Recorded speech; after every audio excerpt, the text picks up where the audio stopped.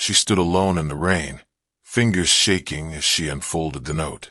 One sentence was enough to steal the air from her lungs. This was not meant to be read by her. Some words arrive too late, and when they do, they change everything forever. The street was unusually quiet that evening, the kind of silence that presses against your chest. Mira stood under a flickering streetlight, clutching a folded piece of paper she had found by accident. It had slipped out of an old book while she was cleaning the apartment they once shared. At first, she thought it was just another receipt or forgotten note, but the handwriting stopped her. It was his. Every curve of the letters felt familiar, intimate, painful. Her hands trembled as the rain soaked her sleeves. She hadn't planned to read it. Some instincts tell you to stop, but curiosity mixed with unresolved grief can be overpowering. Mira had spent months pretending she was fine after he left, after he disappeared without explanations, without closure. This note felt like a whisper from the past, calling her back into a life she was still trying to escape. She looked around, as if someone might stop her. No one did. Slowly, she unfolded the paper. The first line cut deep, sharper than she expected. Her breath caught. Her heart pounded so loudly she thought the world might hear it. She realized then that some words don't heal. Some words reopen wounds you barely survived closing. And as she stood there alone, Mira had no idea that this note was about to change not just how she remembered him, but how she understood love, loss, and herself. The note began gently, almost apologetically. He wrote about mornings they shared, about coffee gone cold because they talked too long. Mira's chest tightened as memories flooded back, his laugh, his quiet habits, the way he used to watch her when she wasn't looking. She hadn't allowed herself to remember these details. Survival had demanded distance, but the words pulled her in without mercy. Then the tone shifted. His handwriting grew uneven, the sentences heavier. He wrote about fear, about feeling like he was failing her in ways she couldn't see. Mira frowned through tears. Why hadn't he told her any of this? She had begged for honesty, for even a fragment of truth. Instead, he had chosen silence and distance, leaving her to blame herself. The rain intensified, blurring her vision. She kept reading, unable to stop. He confessed regrets, missed chances, unspoken love, moments where he should have stayed instead of walking away. Mira felt anger rise, sharp and bitter. Regret now. After all this time, after the nights she cried herself to sleep, wondering what she had done wrong. Her fingers tightened around the paper. She realized this note was never meant to find her. It was a confession written too late, a truth hidden out of cowardice or fear.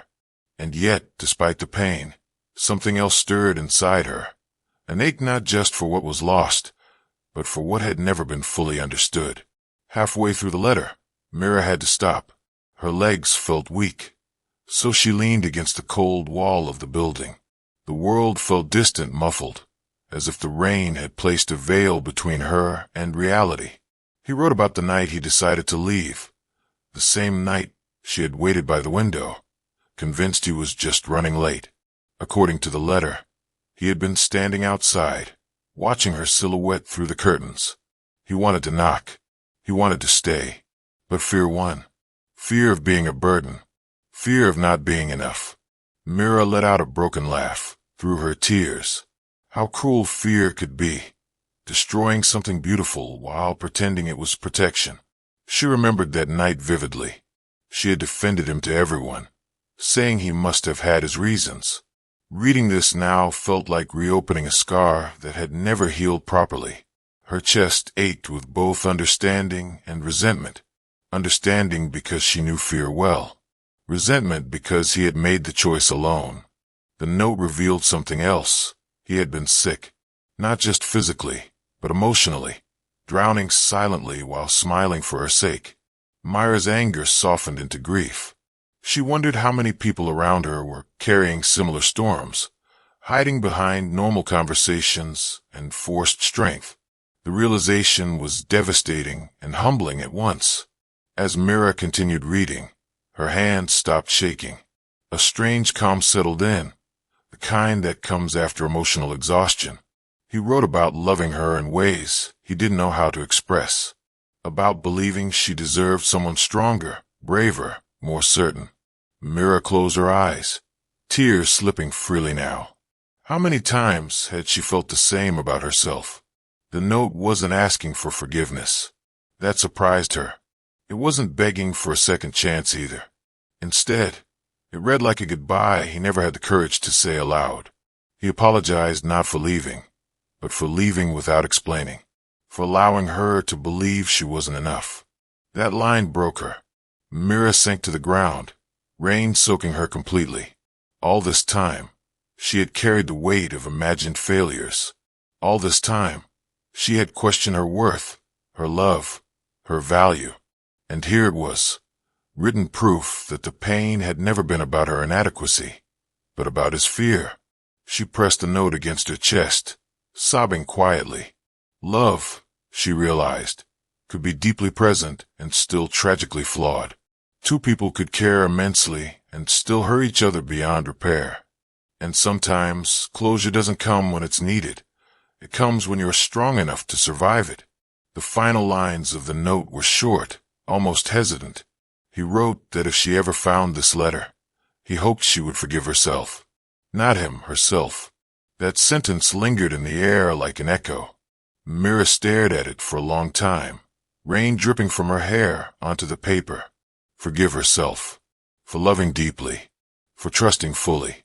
For believing in someone who wasn't ready to stay. She realized how unfair she had been to her own heart, punishing it for someone else's silence. The note didn't erase the pain, but it reshaped it. It gave the pain meaning. Slowly, Mira folded the paper and slipped it into her coat pocket. The rain began to soften, as if the sky itself was easing its grief. She stood up, exhausted but lighter in a way she hadn't felt in years. This note was never meant to be read, yet it arrived at the exact moment she was finally ready to let go. She took one last look at the street, where so much of her waiting had happened. Then she turned away. Some stories don't end with reunion. Some end with understanding. And sometimes the bravest act of love is choosing to move forward, carrying the lesson, but not the weight. Mira walked home slowly, every step heavier than the last, as if the pavement itself remembered her sorrow. The apartment door creaked open, revealing a space that still carried echoes of a life once shared. Nothing had changed, yet everything felt different. She placed the note carefully on the table, afraid that folding it again might erase its truth. For years, she had avoided this place emotionally, treating it like a museum of pain. Tonight, it felt like a place of reckoning. She sat on the floor, back against the couch, staring at the walls. Memories surfaced without permission. Arguments that ended in silence. Laughter that faded too soon. Moments where love was present but fear spoke louder. She wondered how many chances they had unknowingly missed. How many words were swallowed because saying them felt too risky. Mira realized something painful and freeing. Not all love stories are meant to survive. Some exist to teach, to break us open so we can see ourselves more clearly. She had spent years chasing closure from him, believing peace would arrive if he returned. But closure, she now understood, didn't always come from another person. Sometimes it arrived quietly, through truth revealed too late. She picked up the note once more, reading the lines not with anger this time, but with compassion. For him, and finally, for herself. The weight in her chest didn't disappear, but it shifted, and that shift felt like the beginning of healing. The next morning, Mira woke with swollen eyes and a strange sense of calm. Pain still lingered, but it no longer felt sharp. It felt acknowledged. She made coffee, letting the familiar routine ground her. As steam rose from the mug, she thought about how many mornings she had shared with him, unaware that they would someday become memories she'd cling to. She decided to do something she had avoided for years. Opening the drawer beside her bed, she pulled out old photographs. Smiles frozen in time stared back at her. They looked happy. And maybe, in those moments, they truly were. Love hadn't been a lie. It had just been incomplete. One photo made her pause.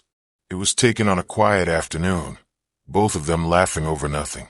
She remembered how safe she had felt that day. That safety had been real, and realizing that comfort could exist even in something that ended helped soften the grief. Mira whispered words she never had the courage to say before. I loved you.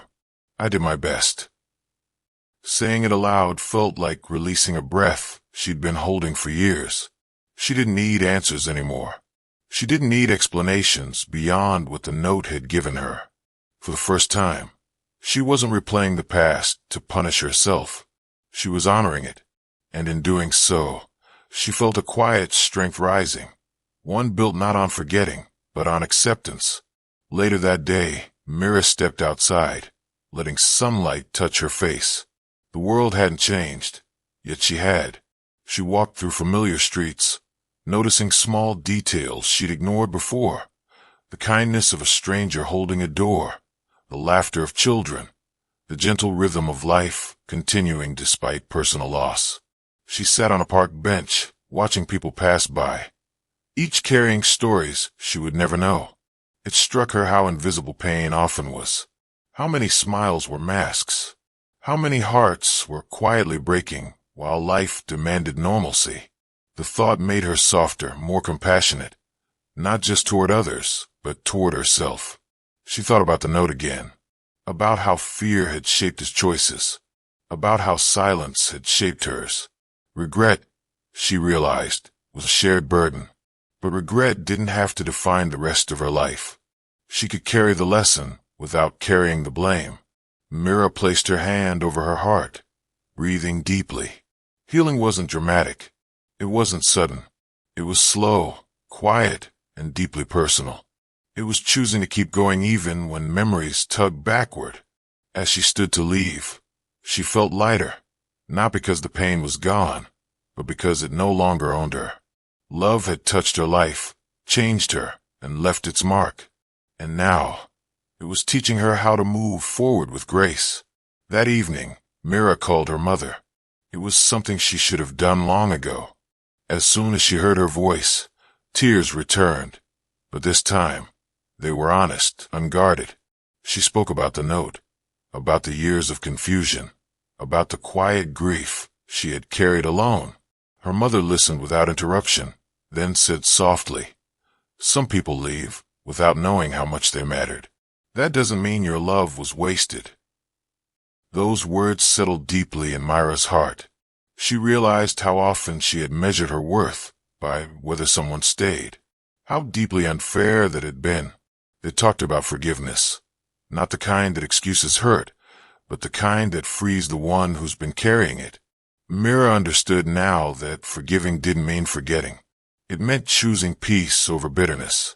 After the call ended, Mira sat quietly, letting the silence feel full instead of lonely. She placed the note in a small box, not to hide it, but to keep it with respect. It was part of her story, but no longer the center of it. For the first time in years, she slept deeply that night. No dreams, no replayed conversations, just rest. And in that rest, her heart began stitching itself back together. Weeks passed, and life slowly reshaped itself around Mira's healing. She returned to routines with new awareness, speaking more honestly, listening more deeply. Pain hadn't vanished, but it no longer defined her days. She carried the lesson quietly, like a scar that no longer bled. One afternoon, she found herself standing at the same street where she had read the note. The memory stirred, but it didn't overwhelm her. She stood there calmly, acknowledging the version of herself who had once broken there. "You survived," she whispered. She realized that love doesn't always arrive to stay forever. Sometimes it arrives to teach us how deeply we can feel, how much we can endure, and how strong we can become. And sometimes, the words we never hear in time still find their way to us when we're ready to receive them. Mira turned away from the streetlight, walking forward without looking back.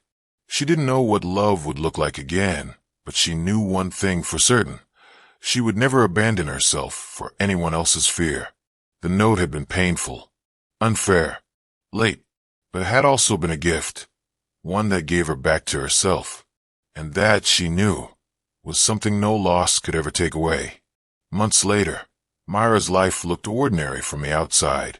She worked, met friends, smiled when expected. But inside, something had shifted permanently. She no longer rushed to fill silence or feared being alone. Solitude had become a place of reflection rather than punishment. The note still existed, tucked safely away, but it no longer haunted her thoughts daily. One quiet evening, Mira volunteered at a community center, something she had postponed for years. She helped organize donated clothes, listening to strangers share fragments of their lives. One woman spoke about losing her partner without warning. Another talked about regrets left unspoken. Mira realized how universal pain was, and how quietly people carried it. As she listened, she felt a gentle responsibility forming. Pain didn't need to be wasted. It could be transformed into understanding, kindness, and presence. For the first time, her past felt useful rather than heavy. That night, she wrote in her journal, not about him, but about herself. About boundaries she would protect. About love she would no longer beg for. About choosing partners who stayed, spoke, and faced fear instead of running from it. Healing, she understood, wasn't about becoming untouched by pain. It was about learning to live fully despite it. And Mira was finally doing that, one honest step at a time. One afternoon, while helping sort donations, Mira found a folded letter inside an old coat pocket. Her heart skipped instinctively, muscle memory reacting before reason caught up. But this letter was different, addressed to no one in particular, written by someone who had already moved on. She read it quietly. It spoke of gratitude, of lessons learned, of love remembered without bitterness. Mira smiled faintly. It felt like a mirror, proof that people everywhere were learning the same truths in different ways. She realized something profound then. Closure doesn't come from answers alone. It comes from acceptance, from allowing a story to end without rewriting it endlessly in your mind. She had spent so long wishing for different outcomes that she forgot to live in the present. Later that day, she walked home through familiar streets, noticing how light felt different now. Not brighter, but softer, less demanding. She wasn't waiting for something to happen anymore. At home, she opened the small box containing his note. She read it one last time, not with longing, not with anger, but with gratitude for the clarity it eventually brought. Then she folded it carefully and placed it back. Some truths arrived too late to save a relationship, but just in time to save a person. Mira understood that now, and she finally felt at peace with that distinction. Spring arrived quietly, bringing warmth and subtle change. Mira opened her windows, letting fresh air move through the apartment. She rearranged furniture, donated old things, created space, both physically and emotionally. It felt symbolic, intentional. One morning, she caught her reflection in the mirror and paused. She looked different, not happier in an obvious way, but steadier, stronger. Her eyes no longer searched for approval. They held self-trust. She thought about how love had once made her small, careful not to upset, afraid to ask for more. She promised herself never again to confuse silence with peace or distance with maturity. Love, she had learned, should feel safe enough for honesty. That afternoon, she met someone new. Not a romantic spark, just a conversation, easy, respectful, present. And for the first time, Mira didn't imagine futures or measure worth. She simply enjoyed the moment. She realized that healing had recalibrated her heart. She no longer rushed intimacy. She welcomed connection without fear of loss. The note had marked an ending, but this was a beginning. One built not on longing, but on clarity. Mira smiled softly, knowing she had survived something that once felt unbearable. And now she was living fully, intentionally, and without apology. On the anniversary of the day she found the note, Mira returned to the streetlight, not out of pain, but closure. The rain didn't fall this time. The air was calm. She stood there, remembering the woman she had been, trembling, heartbroken, gasping for answers. She whispered gently, "You did the best you could." The words felt true. Mira understood now that timing matters in love. Truth matters. Courage matters. And when those things arrive too late, they still leave lessons worth carrying forward. She didn't resent him anymore. Fear had shaped his choices, just as love had shaped hers. Both were human, both imperfect. Forgiveness didn't erase the damage, but it freed her from reliving it. As she walked away, she felt no urge to look back. Some chapters don't need revisiting once they've taught their lesson. That night, she slept peacefully. No ghosts, no questions, just rest. Life would bring new joys and new losses.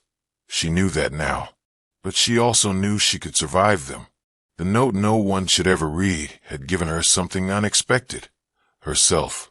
Mira woke the next morning with sunlight across her face and a quiet certainty in her chest. She made coffee, opened her journal, and wrote one final line about the past. "I release you." There was no anger in it, no sadness, just truth. She stepped into the day with intention, carrying empathy for others and respect for her own heart. Love would come again, maybe differently, maybe more slowly, but she was ready in a way she never had been before. Some losses don't destroy us, they refine us. And some notes, though never meant to be read, arrive exactly when they're needed, to remind us of our worth, our strength, and our ability to begin again. Mira smiled, closed the door behind her, and walked forward. Time continued its quiet work. Weeks turned into months, and Mira noticed how healing didn't erase memories, it softened them. The ache that once tightened her chest now appeared as a distant echo, no longer demanding her attention. She learned to sit with emotions without letting them drown her. One evening, while volunteering again, she met a young woman crying softly in a corner. Mira sat beside her without questions. Eventually, the woman spoke about a goodbye she never received, words left unsaid, love unresolved. Mira listened, recognizing herself in every sentence. She didn't offer advice. She simply stayed. Sometimes presence is more powerful than answers. When the woman finally looked up, there was relief in her eyes. Someone had seen her pain without trying to fix it. Mira realized then that compassion often grows from personal wounds. Her past had sharpened her ability to understand others. Pain, when processed with honesty, could become purpose. Walking home that night, she felt gratitude for survival, for growth, for the strength she didn't know she possessed. The note had once represented devastation. Now it felt like a turning point, a silent teacher. She wasn't who she had been before. She was wiser, gentler, more grounded, and she finally trusted herself enough to believe that whatever came next, she would meet it whole. One quiet afternoon, Mira decided to write a letter of her own, not to send, just to release. She sat by the window, pen hovering over paper, and let words flow freely. She wrote about love given honestly, about nights of waiting, about lessons learned the hard way. She didn't blame. She didn't accuse. She simply told the truth as she experienced it. Writing felt like reclaiming her voice. For too long, she had swallowed emotions to keep peace. Now she honored them without shame. The letter wasn't about him anymore. It was about closure she gave herself. When she finished, she folded the paper carefully and placed it beside the old note. 2 stories, 2 perspectives, 1 complete chapter. She didn't tear either letter. Some things deserve to be remembered, not to reopen wounds, but to honor growth. Healing wasn't about erasing history. It was about understanding it without letting it define her future. That evening, Mira burned a candle and sat quietly, reflecting on how far she'd come. She no longer needed proof of love from someone else. She had become her own safe place, And that realization, steady, calm, and unshakable, felt like freedom. Spring deepened into summer, and Mira felt lighter in ways she couldn't fully explain. She laughed more easily. She rested without guilt. She stopped apologizing for needing space or honesty. One morning, she ran into an old friend who asked gently, "Are you okay now?" Mira paused before answering. Then she smiled and said, "I'm real now." And she meant it. She understood that love without communication slowly becomes loneliness, that silence can hurt more than harsh truths, and that staying should never require shrinking yourself. Her past no longer felt like something to escape. It was simply part of her story, one chapter among many. The pain had shaped her, but it didn't own her. Mira noticed how she now approached people differently, with boundaries, with curiosity, with patience. She no longer rushed connections out of fear of abandonment. She trusted time. Standing at her window one evening, watching the city glow, she felt a quiet joy, not loud or dramatic, but steady. Life wasn't perfect. It didn't promise certainty, but offered possibility, and Mira finally felt ready to receive it. One day, while cleaning, Mira opened the small box one last time. She read both letters again, slowly, not to relive pain, but to honor closure. She noticed how differently they felt now. Lighter, resolved. She placed them back gently and closed the box, not with finality, but with peace. Some stories don't need revisiting once they've done their work. Mira stepped outside, breathing deeply, feeling present in her body and her life. She realized that healing had taught her something essential. Love should never require silence, fear, or disappearance. As she walked forward, she felt grounded, whole, ready. The note no one should ever read had changed her, but not by breaking her. By reminding her of her strength, her worth, and her capacity to heal. And that, she knew, was a gift disguised as pain. Mira stood in the doorway of her apartment, sunlight warming her face.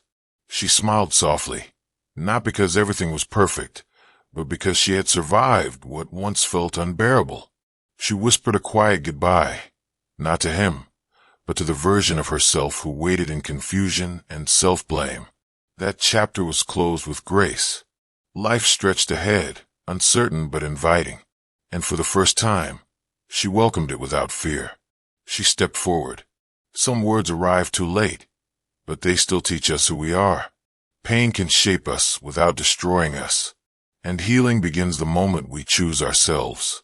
If this story touched your heart, gently like and subscribe, and join our Heart Angels family.